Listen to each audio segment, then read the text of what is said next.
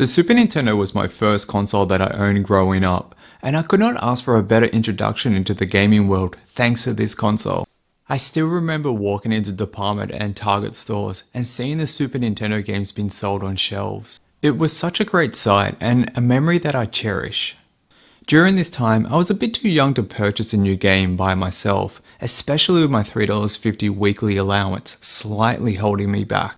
I remember most games that I wanted to play cost around $80, so obtaining a new Super Nintendo game was always going to be quite a challenge for 8-year-old Matt. My parents made 2 rules for my brother and I with the Super Nintendo. Number 1, we couldn't get a new game unless we beat a game, and number 2, we weren't allowed to play games during the week, only on the weekends. These rules still stick with me to this day. My brother and I didn't own a great deal of games, but what games we owned we really enjoyed. Some titles we did own were Castlevania 4 and Super Pro Protector. We would play these games till death every single weekend just for fun, and we would just beat them over and over. This was right up to when we discovered video shops. I'll never forget the feeling of hiring games and some movies. These were some of the best times in my young life.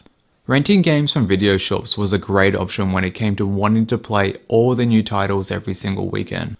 By this time, my brother and I didn't see the point of buying a new game at all, when we could just rent it at Civic Video. I still remember the feeling of seeing nothing to hire. Only shelf warmers like Super Star Wars and Robocop 3 and other usual suspects were always hanging out on the shelves, waiting for someone to hang out with, and yes, we did hire those games multiple times. Still to the day, I play my games the same way I grew up. You gotta keep some things retro. I buy my games based on the cover art, and I don't buy games unless I've finished a game. I still love playing my Super Nintendo, but I've evolved and now I own many more consoles. So come along and join me on this channel and see what games I beat, and discover which new games I've never played and beaten for the first time.